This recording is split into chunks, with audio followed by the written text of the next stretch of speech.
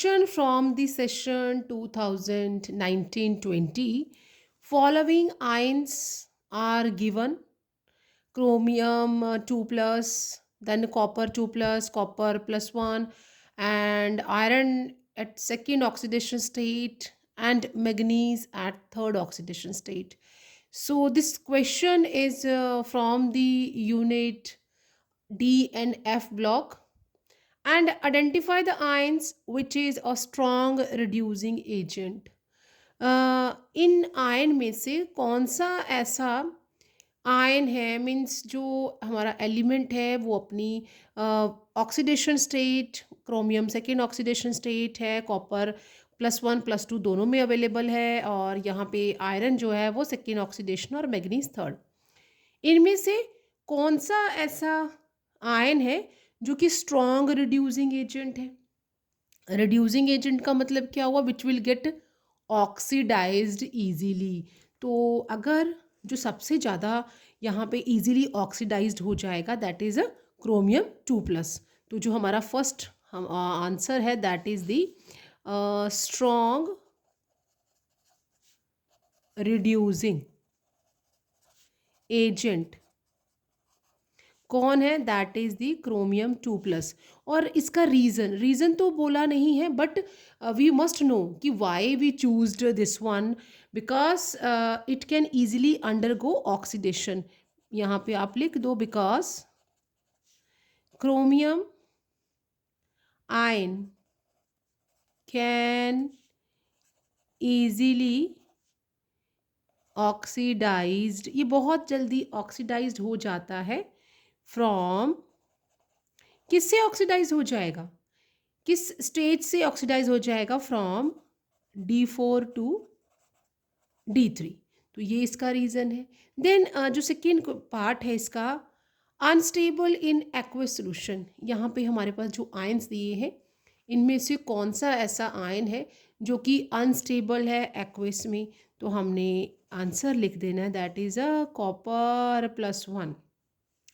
और वो अनस्टेबल है बिकॉज यहाँ पे हम लिख देते हैं enthalpy of hydration is very small. तो copper +1 is unstable in its aqueous in its aqueous solution। और इसका भी रीज़न आपको पता होना चाहिए, बिकॉज ये क्वेश्चन इस तरह भी आ सकता है ना, अकाउंट फॉर दिस। तो आप यहाँ पे लिख सकते हैं because enthalpy of hydration is very small. जब हम इसे पानी में डिज़ोल्व करेंगे तो जो हीट इवॉल्व होती है it is very very less. So because enthalpy of hydration of copper +1 is very small or less. Then third part, that is the a strong oxidizing agent। इनमें से कौन सा ऐसा आयन है जो कि स्ट्रॉन्ग ऑक्सीडाइजिंग एजेंट है? तो उसका आंसर है copper at second oxidation state is a strong that is oxidizing agent. And why? Because यहाँ तो मुझे रीज़न नहीं पूछा है, but if in coming board examination reason will be asked, then what would be the answer? Because हम लिख देंगे साथ में because it can get reduced with electrode potential value इसकी कितनी होती है? That is the +1.34। तो ये आपने एंड वोल्ट यूनिट भी लिख दीजिएगा। तो यहाँ पे इस तरह से आप इसका आंसर लिख सकते हैं।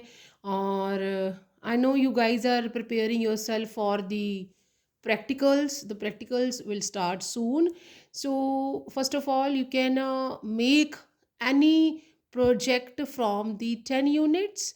The examiner can ask a question from the your 10 units, और जो भी आप प्रैक्टिकल फाइल बनाएंगे it should be properly checked, and उसमें जो भी आपने जितना भी काम किया है उसकी रीडिंग्स प्रॉपर होनी चाहिए। और जो आप प्रोजेक्ट बना रहे हैं या अभी आप बना रहे हैं तो आप अपने 10 यूनिट में से किसी भी ऐसे टॉपिक को चूज़ कर सकते हैं जिससे आप बहुत अच्छी तरह से एक्सप्लेन कर सकते हैं। बिकॉज नॉर्मली एग्जामिनर क्या करते हैं, they are asking about the, because when I'm going for the practical, तो I'm asking the question what the student is making in their, जो भी उसने प्रोजेक्ट बनाया है या जो 10 चैप्टर है, समटाइम्स ना you will get a question that how many chapters are there, you must know, and how many chapters are in organic chemistry, and how many in inorganic or physical chemistry, what is a double salt, and what is the coordination complex, how you will differentiate both, what is chelating effect. So this type of questions you will get in your board practical. And soon I will give you some lectures on the practical, that what sort of question you will be asked, and don't be get nervous. And while examiner will be there, because they are also a teachers in school, so they will ask a normal questions, don't be scared. And but जो आपका project work होना चाहिए, it should be properly labelled, और जो भी आपने बनाया है you should be very means उसके बारे में आपको डीप नॉलेज होनी चाहिए, ताकि अगर आपको कोई क्वेश्चन पूछते हैं, अगर आप ऑक्जिलेटाइन पे बनाते हैं, ऑक्जिलेटाइन का फॉर्मूला क्या होता है, मिल्क के ऊपर बना रहे हैं तो मिल्क में कौन सी प्रोटीन होती है, so such type of questions you will get in your examination for practicals. So see you in the next video soon, and prepare yourself for your coming this practical exams. Okay, so take care.